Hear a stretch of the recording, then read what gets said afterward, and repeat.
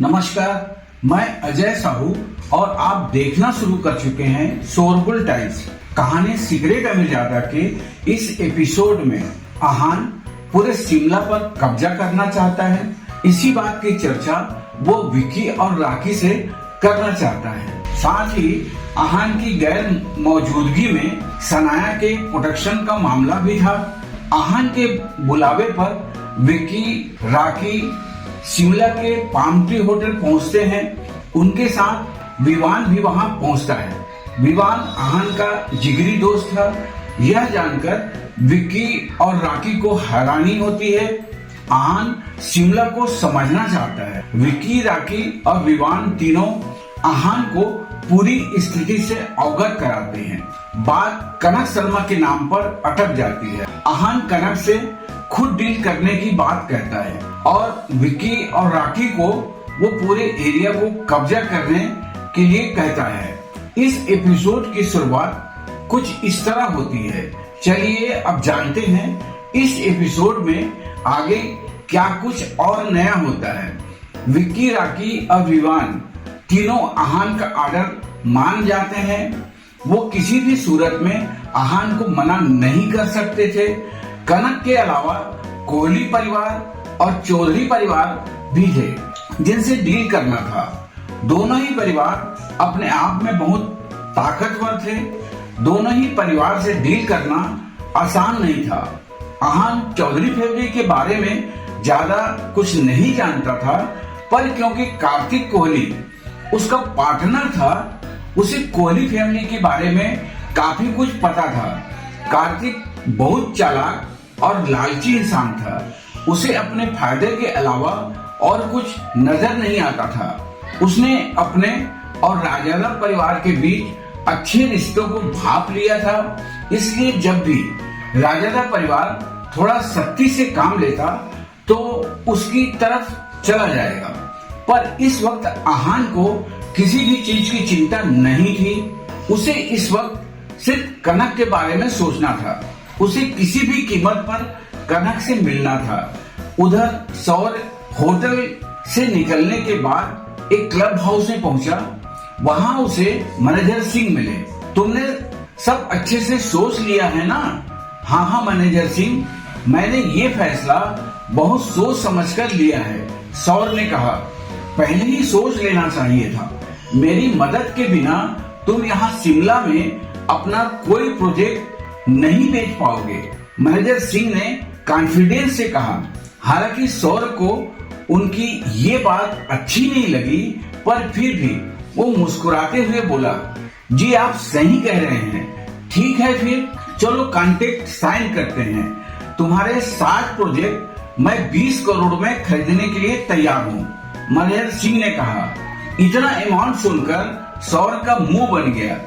Manager Singh 20 crore 7 project के लिए बहुत कम नहीं है। दरअसल आहान और सनाया मनाली से लौट आए थे। इसका मतलब ये था कि स्प्रिंग कॉर्पोरेशन के सारे प्रोजेक्ट अब फिर से सनाया के अंडर जाने वाले थे। पर सौर्य ऐसा नहीं चाहता था। उसने पहले 3 प्रोजेक्ट 5 करोड़ में बेचे थे और बाकी के प्रोजेक्ट वो 8 करोड़ में बेचना चाहता था। उसे ये डील सनाया से आने से पहले करनी थी, वरना सनाया उसे कभी ऐसा नहीं करने देती। उसे 8 करोड़ तो क्या 8 लाख भी नसीब नहीं होते। इस वक्त मैनेजर सिंह ही प्रोजेक्ट के सबसे अच्छे खरीदार थे, क्योंकि वही थे जो 7 प्रोजेक्ट एक साथ खरीद सकते थे। पर वो जो अमाउंट बता रहे थे उसमें सौर को कुछ फायदा नहीं होता। उसने कैलकुलेशन के हिसाब से हर प्रोजेक्ट 3 करोड़ से भी कम का था। उन्हें 20 करोड़ कम लग रहे थे। अगर कम लग रहे हैं तो जाने दो, मत बेचो, मैनेजर सिंह ने कहा। वो जानता था कि जिस हड़बड़ी में सौर यहाँ आया है, जरूर सनाया लौट आई है।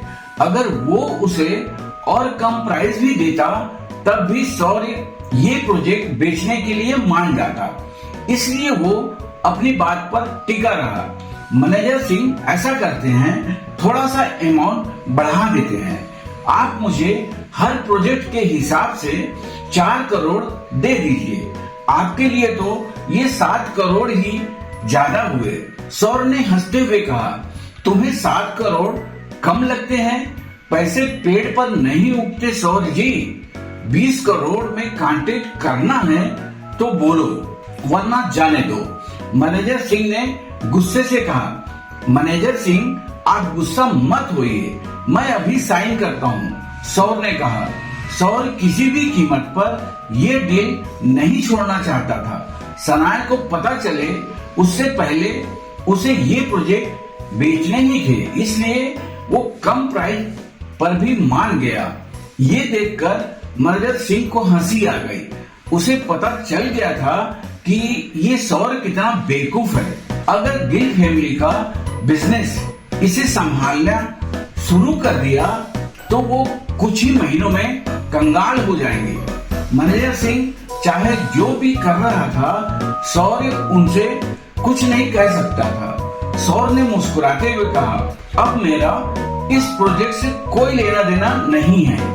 आप मुझे नहीं जानते और मैं आपको नहीं जानता। क्या हुआ, अपनी बहन से डर लग रहा है?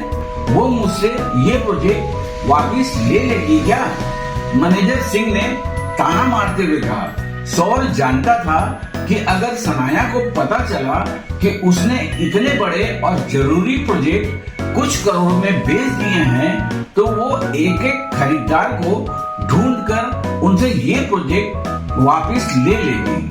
और अगर ऐसा हो गया तो सौर का बहुत बड़ा नुकसान हो जाएगा। उसे सारे पैसे किसी भी हालत में चुकाने पड़ेंगे और उससे भी ज्यादा डर उसे आहान का था। पर मैनेजर सिंह को अपनी ताकत पर भरोसा था। उसने कहा, तुम चिंता मत करो, तुम्हारी बहन कुछ नहीं कर पाएगी। मुझे मेरी बहन की चिंता नहीं है। सौर ने कहा, अच्छा फिर कौन है जिसकी वजह से तुम्हें डर लग रहा है? मैनेजर सिंह ने पूछा। आप गिल परिवार के घर जमाई आहान को तो जानते ही हैं? सौर ने पूछा। मैनेजर सिंह ने उसके बारे में सुना था, इसलिए उन्होंने हाँ में सिर हिला दिया। वो सनाया और उसके काम को लेकर बहुत सीरियस है। अगर उसे ये बात पता चल गया तो वो जरूर आएगा और आपसे ये प्रोजेक्ट छीन लेगा। सौर ने अपनी बात पूरी की। तुम्हें क्या लगता है मैं ये छोटे मोटे लोगों से डील नहीं कर सकता? मैनेजर सिंह ने कहा, मुझे आपके पावर पर शक नहीं है, पर आहान यस मेहरा को जानता है। हो सकता है वो आप पर उसकी मदद से दबाव बनाए। सौर ने कहा, तुम सब मुझ पर छोड़ दो, मैं संभाल लूंगा। अभी तुम जाओ यहाँ से। मैनेजर सिंह ने कहा, ठीक है। इतना कहकर सौर वहाँ से चला गया। अगली सुबह सनाया स्प्रिंग कॉर्पोरेशन के रेसिडेंशियल एरिया से निकलकर नीचे की तरफ आ रही थी। उसका खूबसूरत चेहरा थकान से मुरझाया हुआ था। उसे आहान से दूर हुए एक दिन ही हुआ था, फिर भी उसका दिल बेचैन था। उसने सोचा था कि आहान से दूर रहकर वो शांति से सोच पाएगी, पर शांति उसके आसपास भी नहीं थी। वो रात भर सो नहीं पाई थी और ये बात उसके थके हुए चेहरे पर साफ नजर आ रही थी। उसने आहान से दूर रहना बिल्कुल अच्छा नहीं लग रहा था। सनाया अपने मन को बिल्कुल नहीं समझा पा रही थी आहान ने उसे ये बात क्यों छिपाई थी। ऊपर से आहान राजादा खानदान से था और सनाया बस एक मामूली लड़की थी। उसमें कुछ भी ऐसा नहीं था जिससे कोई उसे पसंद करे। जब सनाया अपने ही सवालों में खोई हुई थी तब किसी ने उसे आवाज दी, सनाया कैसी हो तुम? सनाया आवाज सुनकर सनाया अपने होश में आई। ये आवाज बिंदु आंटी की थी। बिंदु आंटी यामिनी गिल की पड़ोसी और अच्छी दोस्त थी। हेलो बिंदु आंटी, मैं ठीक हूँ, आप कैसी हैं? सनाया ने पूछा। मैं ठीक हूँ। तुम्हारी शक्ल इतनी उतरी हुई क्यों है? तुम्हारी तबीयत तो ठीक है ना? बिंदु ने पूछा। जी आंटी, मैं बिल्कुल ठीक हूँ, बस कल रात को अच्छे से सो नहीं पाई। सनाया ने कहा। बिंदु ने देख लिया था कि सनाया स्प्रिंग कॉर्पोरेशन की तरफ से आई थी। उसकी इतनी औकात नहीं थी कि वो वहाँ घर ले सके, इसलिए उसने अंदाजा लगाया कि वो जरूर किसी बड़े आदमी के साथ रात बिताकर आई है। सच जानने के लिए उन्होंने सवाल किया, सनाया तुम स्प्रिंग कॉर्पोरेशन की तरफ से आई हो ना? सनाया अभी कोई जवाब नहीं देना चाहती थी। उसने बिंदु आंटी को टालने के लिए कहा, आंटी अगर आपको कुछ खास काम नहीं है तो मैं जाऊं? हाँ जाओ जाओ, मैं तो बस ऐसे ही, बिंदु ने कहा। इतना सुनकर सनाया वहाँ से चली गई। सनाया का ऐसा बर्ताव देखकर बिंदु को अपनी बात पर भरोसा हो गया था। उसने सोचा ये बात यामिनी को बतानी चाहिए। सनाया को कुछ खास अच्छा नहीं लग रहा था, इसलिए उसने सोचा कि वो ऑफिस चली जाए, शायद उसका माइंड डाइवर्ट हो जाएगा तो उसे बेहतर महसूस होगा। सनाया जैसे ही ऑफिस में घुसी, सब उसे देखकर बहुत खुश थे। सबने उसे बहुत रिस्पेक्ट के साथ वेलकम किया और सनाया ने भी सबको हंसकर जवाब दिया। सनाया के आंखों में थोड़ा सा डाउट था। उसे वहाँ बहुत सारे नए चेहरे नजर आ रहे थे। उसे समझ नहीं आ रहा था कि पुराने एम्प्लॉय को हटाकर उसके दादाजी ने नए एम्प्लॉयज को क्यों हायर किया है। सनाया जब अपने ऑफिस का गेट खोलकर ऑफिस में घुसी तो उसने वहाँ एक लड़की को देखा। उस लड़की ने बहुत हेवी मेकअप किया हुआ था, साथ ही स्टाइलिश ड्रेस पहना हुआ था।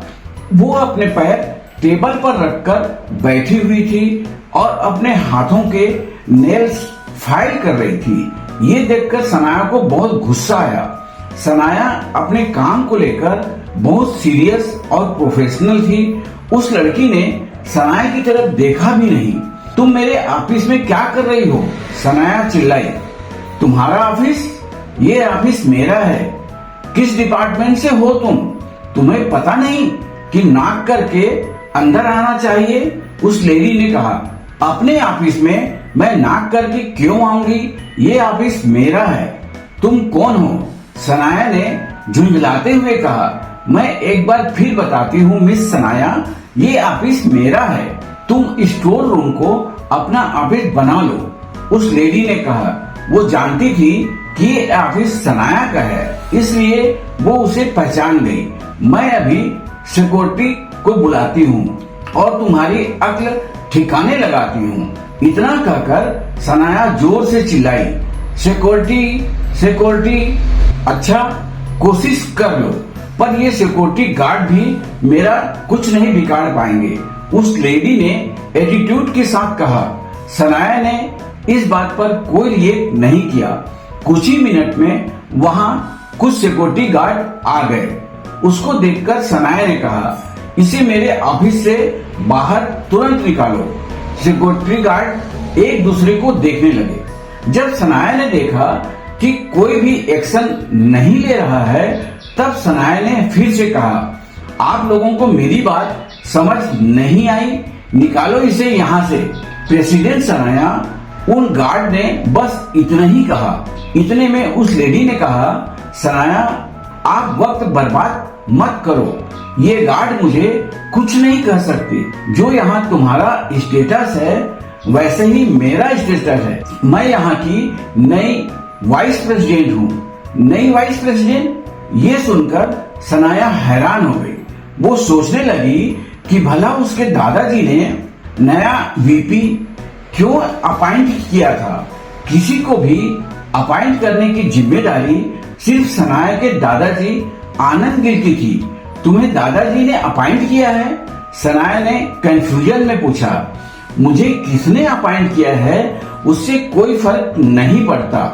तुम बस ये ध्यान रखना कि मेरी पोजीशन तुमसे नीचे नहीं है।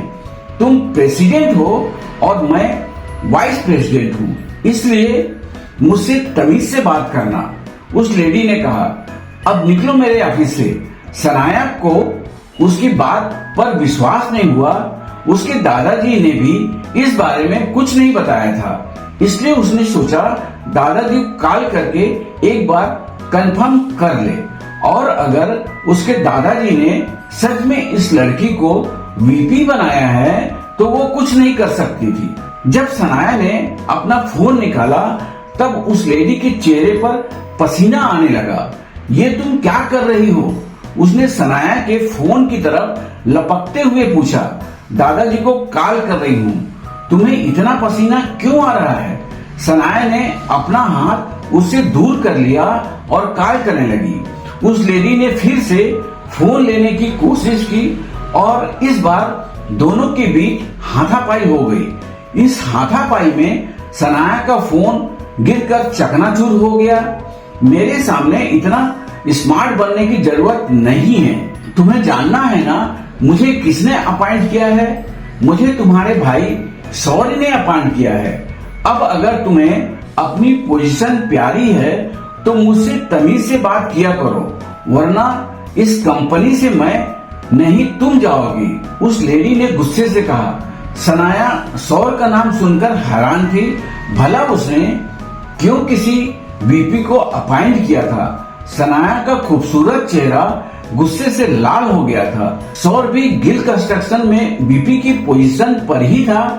फिर उसने अपनी ही पोजीशन पर एक और लड़की को क्यों अपॉइंट किया था? उसे उम्मीद नहीं थी कि वो एक हफ्ते के लिए बाहर जाएगी और सौर्य कंपनी में इतना कुछ कर देगा।